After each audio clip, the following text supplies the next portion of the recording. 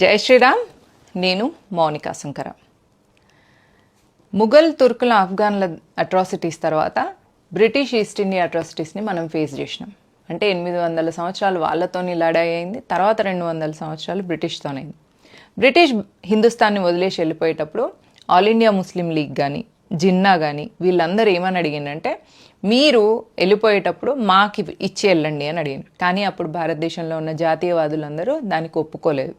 భారతదేశాన్ని గజ్వే హిందీ చేయాలని వీళ్ళు అనుకుంటున్నారు కాబట్టి వీళ్ళను కానీయొద్దు అని చెప్పేసి, కావాలంటే పాకిస్తాన్ తీసుకొని వెళ్ళిపోండి, అంతేగాని ఇక్కడ మీకు ఇచ్చేది లేదు అని చెప్పారు. అప్పుడు 1923లో వక్ఫ్ అనే ఒక బోర్డును స్థాపించారు ముస్లిమ్స్. అదేంటిది అంటే, భారతదేశంలో ఇక్కడ నిజాం నిరంకుశ పాలనలో మనల్ని చిత్రవదలు చేసి హిందూ సమాజం నుంచి వెళ్ళి రక్తం పీల్చి వాళ్ళు సంపాదించుకున్న ఆస్తులన్నింటినీ వక్ఫ్కి ఇచ్చేసి, ఇక్కడున్న ముస్లింలు పాకిస్తాన్ పోయినాక అక్కడున్న హిందువుల్ని ఇక్కడికి తన్ని ధర్మేసి వాళ్ళ ఆస్తులను వాళ్ళ ఇళ్ళను ఆక్యుపై చేసుకున్నడే కాకుండా ఇక్కడ వీళ్ళ ఆస్తులను వక్ఫ్కి ఇచ్చేసి ఇక్కడ నుంచి వచ్చే రెంట్లను అక్కడ వాళ్ళు ట్రాన్స్ఫర్ చేయించుకున్నారు. అట్లా వక్ఫ్ మొదలైంది. వెళ్తూ వెళ్తూ ముస్లింలందరూ ఏమని ఛాలెంజ్ చేసిందంటే, హస్కే లేంగే పాకిస్తాన్, లడ్కే లేంగే హిందుస్థాన్. అంటే ఇప్పుడు మేము కేక్ మొత్తం కావాలి అని అడిగితే మీరు మాకు ముక్కలు చేసిస్తున్నారు కదా, సరే ఈ ముక్కలు తీసుకొని మేము ఈ క్షణానికి కాంప్రమైజ్ అవుతున్నాం, కానీ భారతదేశంలో ఉన్న ముస్లింలందరూ కూడా హిందుస్థాన్ని గజ్వే హిందీ చేయడానికి పనిచేస్తారు. ఎట్లా? పాపులేషన్ జిహాద్ వల్ల. అంటే 4 పెళ్ళిళ్ళు చేసుకొని 40 మంది పిల్లల్ని కానీ పాపులేషన్ పెంచుకొని సంఖ్యాబలంతో హిందుస్థాన్ని గజ్వే హిందీ చేస్తాం. నెక్స్ట్ లవ్ జిహాద్ ద్వారా హిందూ ఆడపిల్లల్ని తీసుకెళ్ళి వాళ్ళ పెళ్ళిళ్ళు చేసుకొని వాళ్ళతో ముస్లిం సంతతిని పెంచుకుంటాం, తద్వారా హిందూ సంతతి తగ్గుతుంది. నెక్స్ట్ ల్యాండ్ జిహాద్. ల్యాండ్ జిహాద్ అంటేనే ఈ వక్ఫ్, దీన్నే వక్ఫ్ అంటారు. ఇప్పుడు ఆఫ్ఘనిస్తాన్ అయిపోయింది, పాకిస్తాన్ అయిపోయింది, బంగ్లాదేశ్ అయిపోయింది, ఇక మిగిలిన హిందుస్థాన్ని గజ్వే హిందూ చేయాలన్న ప్లాన్తో 1923 నుంచి ముస్లిం లీగ్ 1947లో పాకిస్తాన్ వెళ్ళిపోయిన పంచెలు పని చేస్తూ వీళ్లకు తోడు దొంగలుగా కాంగ్రెస్ ప్రభుత్వం కాంగ్రెస్ ప్రభుత్వం అయిపోయి మైనారిటీ అపీజ్మెంట్ చేస్తూ 1995లో వక్ఫ్కి లీగల్గా సూపర్ పవర్స్ ఇచ్చింది. ఏంటిది అంటే, Waqf by a user is a Waqf. అంటే ఇప్పుడు మనకి ఎల్బీ స్టేడియంలో ఇఫ్తార్ విందు జరిగింది ఇప్పుడు మొన్న తెలంగాణలో. ఆ ఎల్బీ స్టేడియంలో జరిగిన ఇఫ్తార్ విందు, ఒకసారి వాళ్ళు ఇఫ్తార్ విందు అక్కడ జరుపుకున్న కారణంగా వాళ్ళు ఇది వక్ఫ్ ప్రాపర్టీ అనగానే అది వక్ఫ్ అయిపోతుంది. దాన్ని వక్ఫ్ బై యూజర్ ఈజ్ అ వక్ఫ్స్ అంటారు.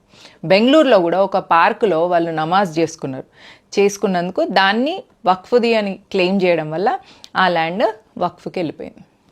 ఇట్లా ల్యాండ్ జిహాద్ కింద చేస్తున్నారు.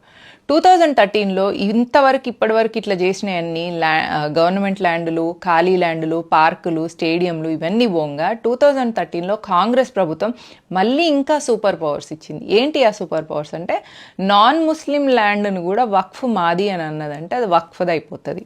అంటే ఒక హిందూది ఎవరిదైనా ల్యాండ్ని, ఇప్పుడు మీరున్న అపార్ట్మెంట్ని వక్ఫ్ వచ్చేసి ఇది మాది అని అన్నదంటే మీరు దాన్ని ఖాళీ చేయాలి. ఎట్లా మేము ఖాళీ చేస్తాం? ఇప్పుడు ఎవరన్నా వచ్చేసి ఈ ల్యాండ్ మాది అని ఎవరన్నా అంటారా? అట్లా అన్నప్పుడు వాళ్ళు ప్రూఫ్లు చూపించాలి కదా అని మీరు అనుకుంటారు. 2013లో కాంగ్రెస్ ప్రభుత్వం వక్ఫ్కి కొన్ని సూపర్ పవర్స్ ఇచ్చుడే కాకుండా ఒక ముస్లిం కోర్టును కూడా ఇచ్చేసింది. అంటే ఏంటిదంటే వక్ఫ్ ట్రైబ్యునల్ అంటారు దాన్ని. అంటే అందులోపల ఇస్లాం గురించి తెలిసిన 2 వ్యక్తులు ఉంటారు, 2 ముస్లిం ఐఏఎస్లు ఉంటారు, 2 ముస్లిం ఎమ్మెల్యేలు ఉంటారు, 2 ముస్లిం ఎంపీలు ఉంటారు, 2 ముస్లిం ఎంఆర్ఓ డిపార్ట్మెంట్ తెలిసిన వాళ్ళు ఉంటారు, 2 ముస్లింలు బార్ కౌన్సిలింగ్ అడ్వకేట్స్ ఉంటారు. ఆ కోర్టుకి మనం వెళ్ళాలి.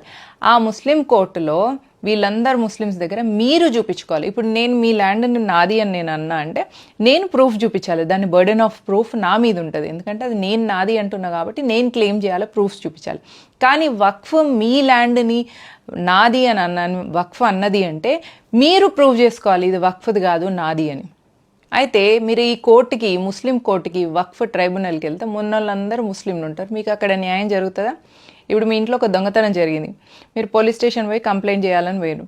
అక్కడ ఉన్న మీ ఇంట్లో దొంగతనం చేసిన దొంగోడే అక్కడ పోలీస్ అనుకో, మీకేం న్యాయం జరుగుతుంది? అదే వక్ఫ్ కూడా మీ ల్యాండ్ని తీసుకుంటే అట్లే జరుగుతుంది. ఎవ్రీ టైం కాంగ్రెస్ ప్రభుత్వం మేము ఇంకా నెక్స్ట్ రాము అని అనుకున్నప్పుడల్లా ముస్లిం అపీజ్మెంట్ కింద ఇట్లాంటి భయంకరమైన చట్టాలు తీసుకొచ్చి వాళ్ళ చేతిలో పెట్టింది. నెక్స్ట్ ఎప్పుడైనా మళ్ళీ కాంగ్రెస్ అమంగళం ప్రతీతమవుగాక ఒకవేళ తప్పిపోయి కాంగ్రెస్ వస్తే భారతదేశంలో ఉన్న హిందూ మహిళలందరూ బూర్కా వేసుకోవాలని ఒక చట్టం తెచ్చినా కూడా ఆశ్చర్యపోవాల్సింది లేదు.